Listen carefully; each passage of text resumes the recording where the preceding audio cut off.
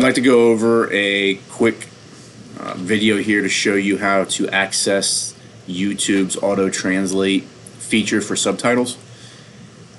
Thinking that this may be something of use with our ELL learners if you're not already using this. If you are using this, I'm not telling you anything new and you can just kind of ignore the rest of the video. Those of you that may not be aware of this, what it does is if you ever click subtitles, all your videos that you make, the AI within YouTube takes your information that you are speaking and changes it into subtitles. You don't have to do anything on your end. You don't have to add the subtitles yourself or anything like that. It's automatically done through their AI. It can translate that. Now it is Google Translate. My understanding, YouTube and Google are kind of partner companies. So the accuracy may be consistent with what you've said about Google Translate having some issues. Again, though, it is better than nothing. The way this would work is that you would provide your video, whether you made it yourself or you found one, and show the student how to then translate subtitles into their native language. They're still going to hear the English, but they're going to see their language.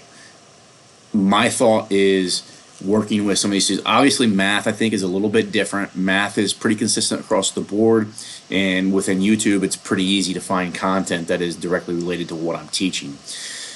Or I can make my own. If I'm in English, and I'm just speculating, I don't have the experience that you have in the classroom with YouTube.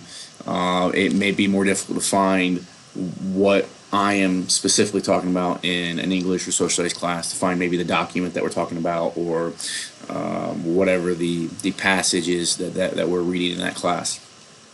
However, my thought is, and this would maybe be the easiest approach, is I would record one of my videos, record one of my lessons each day.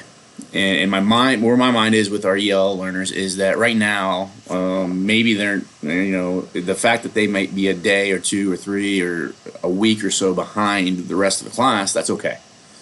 Because at least by what I'm going to explain, the way I would do it, they would at least be getting something more than what they currently are.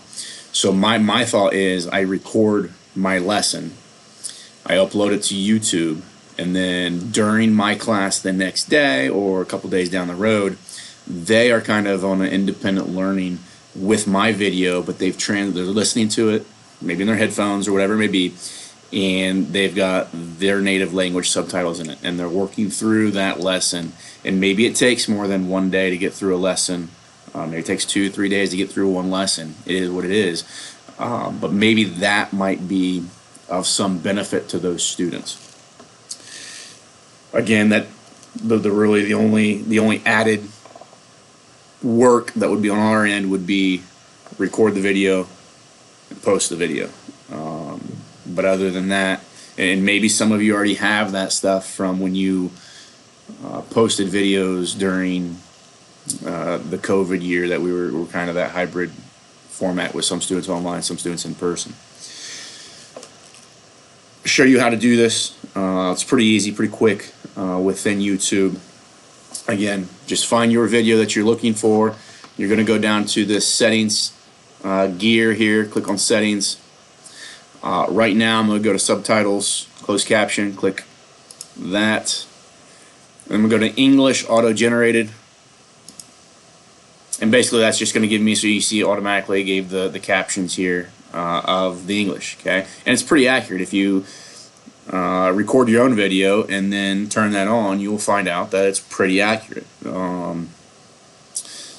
If you click then the subtitles again and then go to auto translate, you can choose from all of these different options.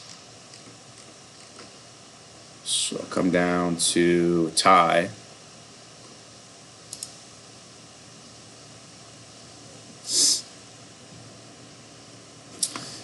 And then I can play that and you can see the language that that student would be reading this, also still hearing the English, but at least they're seeing what is being talked about in the video, okay, or the lesson. If I want to change that to Spanish, go back to auto translate, scroll down and find Spanish.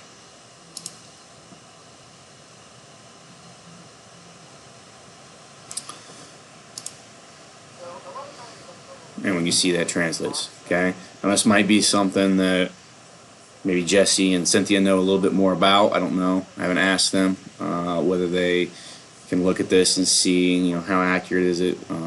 Is it worth using with those students? Again, my thought is it's better than maybe what we're already doing, so it's worth a shot. If you have questions about it, let me know. If I'm late to the party and you're already using this, great, awesome, thank you, and thank you for all the great things you're doing with those kids. I know it's a struggle, but we'll keep plugging away and coming up with more resources when we come across them.